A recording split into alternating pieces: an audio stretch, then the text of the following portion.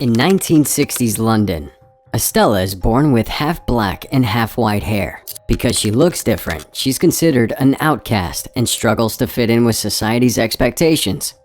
The young Estella is very creative and has a great eye for fashion, though her mother, Catherine, tries to teach her that she'll need to be able to follow patterns if she's to become a great designer. Estella, of course, refuses to do what is expected of her. She's brilliant, bad, and a little bit mad. Catherine sends Estella to a private school, urging the young girl to keep her bad side, which she has named Cruella, under control and embrace her good and kind nature side. But this doesn't last long, as Estella is clearly too odd to fit in. She makes one friend, Anita Darling, but the other students relentlessly bully and mock her. Unwilling to conform, Estella embraces her bad side, fighting back against the students, who eventually throw her into a dumpster. There, she finds a stray dog whom she adopts and names Buddy. Estella's bad behavior lands her in the headmaster's office over and over, making her a problem child and sending her mother into conflict with the school's headmaster. Estella's mother withdraws her from school in order to keep her record clean, despite the headmaster's enthusiasm for expulsion. Catherine drives Estella and Buddy to London, hoping to start a new life and encourage her daughter's fashion dreams. But first, Catherine stops at a magnificent winter ball at Hellman Hall, explaining that she must speak with an old friend to get the money they need for their new life. Estella wants to see the gala, but her mother insists she stay in the car while she's inside, and asks her to look after a red necklace, which she describes as a family heirloom. But after spotting a unique-looking dress, Estella and Buddy immediately leave the car to check the party out for themselves. Inside, Estella is awed by the extravagant fashion, feeling, for the first time, that she truly belongs. But when Buddy breaks free, Estella is forced to chase him through the crowded room, immediately drawing the attention of the Baroness's valet and right-hand man, John. He manages to catch her, and after seeing her black and white hair, covers her up and tries to escort her out. Estella once again breaks free. Cinema recap here. We've got a little challenge that'll take 5 seconds, and it will change your life forever. You ready? All you gotta do is like, subscribe, and hit that notification bell, and you'll receive 10 free years of good luck. It's as simple as that, but is soon chased by 3 vicious Dalmatians and forced to hide outside. Estella falls over, but the 3 dogs run right past her. As she sits up, Estella is forced to watch as the dogs lunge at Catherine, pushing her off the cliff to her death. As the partygoers come to see what happened, the Baroness claims that it was an accident, and that the woman was accosting her for money. Estella blames herself for her mother's death and runs away, seeking refuge on a garbage truck. She doesn't notice that she's left behind her mother's necklace. Eventually, Estella makes it to the Regent Park Fountain, a place she wanted to visit with her mother. After apologizing for messing everything up, Cruella realizes that she lost the necklace her mother gave her. The next morning, Estella wakes up, having fallen asleep on the fountain. She sees 2 petty thieves, Jasper and Horace, and their one-eyed dog, Wink, swiping the money from the bottom of the fountain. Jasper quickly sees that Estella doesn't have a family, but when the cops show up, the trio grab their dogs and run. The brothers do their best to outrun her, but Estella and Buddy manage to keep up, even making it into their hideout. The boys introduce themselves to Estella, and she reveals that she's an orphan. Jasper sympathizes with her and urges Horace to remember that feeling, convincing him that Estella could be a good fit for their group. Having a girl around could make for an innocent distraction. Estella finds a safe place with the boys, but her two-toned hair is too obvious for a life of crime, so she dyes her hair red. 10 years later, Estella is a fully grown adult, living with Jasper, Horace, Buddy, and Wink as successful petty criminals. They successfully pickpocket strangers on the bus, break into homes, run cons in the hotel to steal guests' belongings, and frequently find themselves on the run when the police turn up. Although she's content with her simple life of crime, Estella continues to work on her fashion, longing for a career as a designer at Baroness von Hellman's prestigious couture company, the House of Baroness. On her birthday, Jasper and Horace steal a cake and give it to her with an extra special gift, a job offer from the Baroness's store, Liberty. Jasper reveals he pulled a few strings to get her accepted, namely, breaking in and dropping her resume on the top of the pile. Estella is excited about the opportunity, but Horace thinks they're using the job as an angle for a con. Estella is deeply disappointed to find that her new job isn't as a glamorous fashion designer at all, but as an underappreciated janitor. Despite her best efforts, her boss won't even begin to look at Estella's designs, instead giving her much more cleaning work. Horace and Jasper arrive with lunch, but Estella quickly realizes that they're looking for the angle, an opportunity to rob the place. Estella insists that she wants to work honestly, with absolutely no crime in the store. The trash bag she's carrying gets poured onto her, leaving her filthy. Yet another thing her boss scolds her for. Ordered to stay and clean overnight. Estella steals some alcohol from his office, drinks herself into a stupor, and seeks out the window display, which she finds hideous and unfashionable. The next morning, Estella wakes up hungover by the window, having radically redecorated the window display in her own vision. Her boss prepares to fire her, until he discovers that the Baroness is visiting. Estella tries to hide with Horace and Jasper, who have already stolen their share of goods. But when the Baroness asks who's responsible for the window display, her boss rats her out and announces her imminent firing. To everyone's surprise, the Baroness reveals she's pleased with her work and offers Estella a job. Estella goes to work at the House of Baroness, conceiving of all new and original dress ideas and designs, hard work that is quickly noticed by the Baroness. Estella and the Baroness become fast friends because of Estella's beautiful work and designs. But Estella soon realizes that the Baroness is a cold and sociopathic woman. After work, Estella visits a vintage shop where she befriends the owner, Artie. She notices a stunning red dress in the window, a vintage design by the Baroness.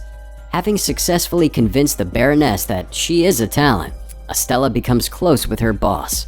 But then she sees a necklace around the Baroness's neck and quickly realizes that it's the same one her mother gave her. Estella asks about it, and the Baroness claims it's a family heirloom, concocting an elaborate tale about a former employee that tried to rob her and then fell to her death. At this moment, Cruella starts to feel a deep sense of hatred for the Baroness, realizing that it was her gala that they attended the night of her mother's death. Estella tells Horace and Jasper what happened and insists that they use the opportunity to pull off a heist. She wants the necklace back.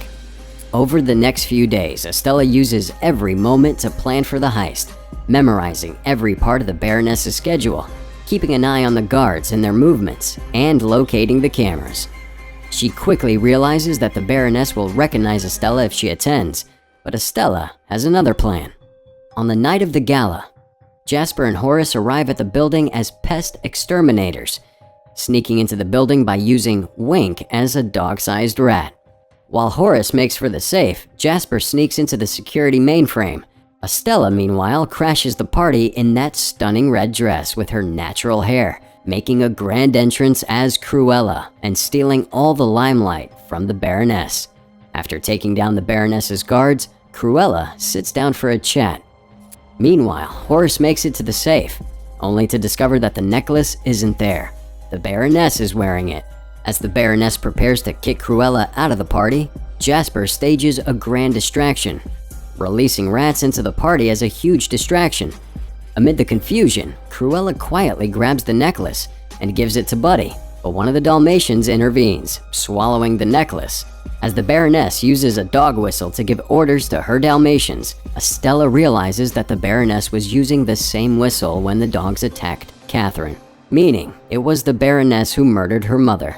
With the heist a blatant failure, the thieves escape the estate, only to find their truck has been towed. Estella hotwires a car to escape, but soon stops and cries at the realization that the Baroness was the one who killed her mom. The next day, Cruella orders the thieves to kidnap the 3 Dalmatians until one of them gives up the necklace through natural means.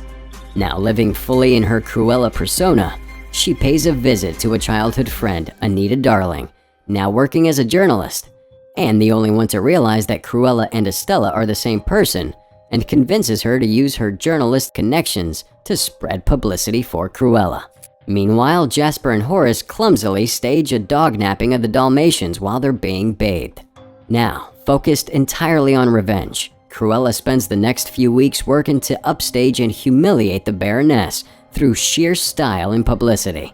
Cruella makes a habit of going to the Baroness's extravagant parties in increasingly over-the-top and stylish outfits, pushing the Baroness off the front page and making sure everybody is talking about Cruella. The Baroness, now a mere footnote in the cultural discussion, grows increasingly furious about Cruella's constant antics. She fires her lawyer, Roger Ratcliffe, for his bumbling failure to locate, identify, and arrest Cruella, before tasking Estella with designing a special dress for her upcoming spring collection. Estella uses an expensive, foreign material to construct the dress, which clearly impresses the Baroness. That night, Horace and Jasper break into the house of the Baroness and create trouble, making it appear as if Cruella had broken in overnight. Paranoid and angry, the Baroness orders that all of her dresses be stored in a highly secured vault. At the hideout, Jasper and Horace start to develop a negative attitude towards Cruella due to her constant verbal abuse and lack of appreciation for their work, but she shows seemingly no remorse. On the day of her spring collection presentation, the Baroness opens the vault containing her dresses, only to discover a huge swarm of moths inside, which have eaten through the dresses. Realizing that the material Estella used was actually moth eggs, the Baroness pieces together that Estella and Cruella are the same person. Outside, the Baroness discovers that Cruella, Jasper, Horace, and Artie are putting on a show in Regent's Park, once again stealing attention from the Baroness. Cruella, dressed in a Dalmatian-style dress, makes a huge splash, with the Baroness believing that Cruella killed her dogs. Cruella returns to the hideout to discover that the Baroness and her goons have tied Jasper and Horace up, part of the plan to frame them for Cruella's murder. As she's also tied up, Cruella reveals that she knows the Baroness killed her mother, but the Baroness suggests that she's killed so many people, she can't remember who Cruella's mother was. The Baroness sets the hideout on fire and leaves. But as she's backing out, Cruella notices a mysterious figure coming to save her. As the building burns, all of London hears that Cruella is dead. Estella wakes up the next morning in John's house along with the dogs. Having found the necklace, John reveals that it was the key to a box containing Estella's birth records. In those records, Estella is revealed to be the Baroness's biological daughter. He explains that while the Baron did want children, the Baroness did not, believing that a pregnancy would ruin or stifle her career. After giving birth, the Baroness ordered John to get rid of the child, but John could not bring himself to murder the baby, so he gave her to their sweet maid Catherine, who raised Estella in secret. Devastated by the revelation, Estella runs away and retreats to the fountain in Regent's Park, where she makes her peace with her adoptive mother and officially embraces her new full-time identity as Cruella. Brilliant, bad, and a little bit mad. Stealing a truck, Estella and Wink break Jasper and Horace out of prison, but they're still mad at her for mistreating them. She convinces them to come with her to John's house, where she proudly refers to them as her family. Now reunited, the crew concoct a whole new plot to bring down the Baroness once and for all. In the meantime, Cruella pays a visit to Artie, recruiting him for a big role in the plan.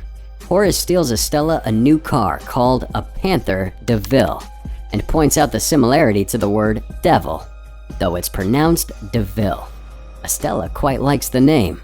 On the night of the Baroness's latest ball, she's shocked to discover that all of her guests have been tricked into wearing black and white Cruella wigs and outfits to honor Cruella. Unable to identify the real Cruella, the Baroness and her guards are on high alert. Cruella, who's already in the mansion, pokes the Baroness with a pin and grabs her dog whistle before slipping into the bathroom to change. Soon, the Baroness is dragged outside by the Dalmatians, where Estella stands with the dog whistle, in the very spot that her adoptive mother was killed. Inside the mansion, Horace, Jasper, Artie, and John begin directing people outside. The Baroness lets go of the dogs, allowing them to speed towards Estella as they did with Catherine, but the dogs settle beside her, having come to obey their new master. Estella reveals that she is the Baroness's biological daughter, allowing the Baroness to take full credit for her creative genius. Hoping to make things better, the Baroness suggests that they could run the company together, mother and daughter. She slowly approaches and embraces Estella in a hug. After hugging her daughter, the Baroness pushes her off the cliff to her death. Realizing that everybody in attendance witnessed the blatant murder, the Baroness attempts to cover it up as an accident. Estella reveals that she survived the fall thanks to a tailored skirt made into a parachute, an ingenious design by her and Artie. As the Baroness is led into a police van for the arrest of Estella, Cruella arrives at the party in the DeVille, once again surprising everybody and upstaging the Baroness in her most humiliating moment. Cruella reveals that Estella left everything in her will to her, meaning all of the Baroness's fortune is now Cruella's. After holding a funeral for Estella, Cruella brings Horace and Jasper back to the newly renamed Hell Hall. Now that she's an heiress, Cruella DeVille decides to keep the estate and live there with her new crew. With John and Artie in for the ride, Estella tells her new team that she has big plans in store. Later, Cruella leaves 2 Dalmatian puppies at the home of Roger and Anita, named Pongo and Perdita. Roger, now working as a songwriter, begins on his latest work, a song about Cruella DeVille. If she doesn't scare you, no evil thing will.